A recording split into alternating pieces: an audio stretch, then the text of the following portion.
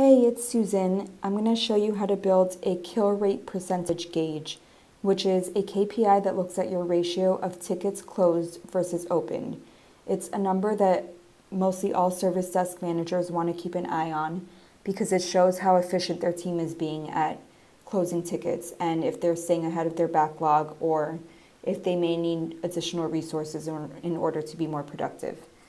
So I will note that this is a KPI that comes default with a lot of the PSA data sources that we offer, but in case you want to build it yourself, this is how you would do so. So click on the green plus sign and select Gauge, and select the PSA you're working with. So maybe it's Auto or Tiger Paw, Freshdesk, Zendesk. I'm going to show you how to build this using ConnectWise. No matter what, just make sure you're using your ticket statistics data set. And I'm going to show you two ways to look at your kill rate percentage. One is just as a number that literally tells you your ratio of closed to open tickets. And another is as a trend over time that can give you insights into any patterns that may develop with your kill rate percentage. So for the number, you're going to want to look literally at your count of tickets opened versus closed. So you're going to measure by ticket number. Then select date open and the filter that makes sense for you. So I'm going to choose the current week, but maybe you want to look at the current month or you want to look at yesterday or today. It's up to you. Then you're going to clone this layer.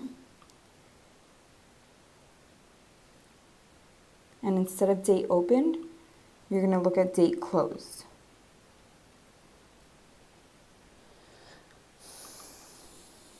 And you're going to apply the same filter that you chose for date open so that you're comparing apples to apples.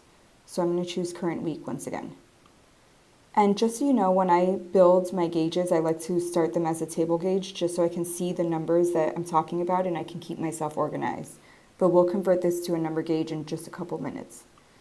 So now you're going to perform the calculation and you're going to want to look at those tickets closed divided by tickets opened.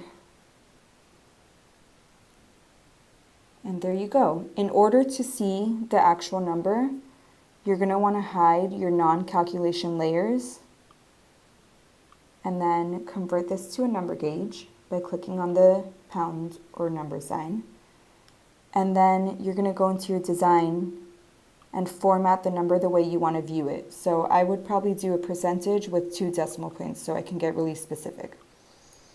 And I see here that my kill rate percentage for the current week is 111%, which is awesome. Ideally, you want to be equal or greater to 100% because that tells you that you're closing more tickets than are being opened. So you're not letting tickets stack up in your queue and you're staying ahead of your backlog, which is the goal. So now to get the trend of your kill rate percentage over time, you simply are going to want to convert this to a snapshot gauge, which you just have to click on this little camera icon to do so. And now when you first do this, you're not going to see any data there because you haven't told your snapshot to start capturing data points just yet. Once you set the schedule, then you'll start seeing this data populate over time, and it'll give you insights into any patterns or trends that pop up, such as certain months of the year may be busier than others, so you may have a lower kill rate percentage during those months. Or maybe if you're seeing a consistently low kill rate percentage, it may indicate that you need more resources on your team.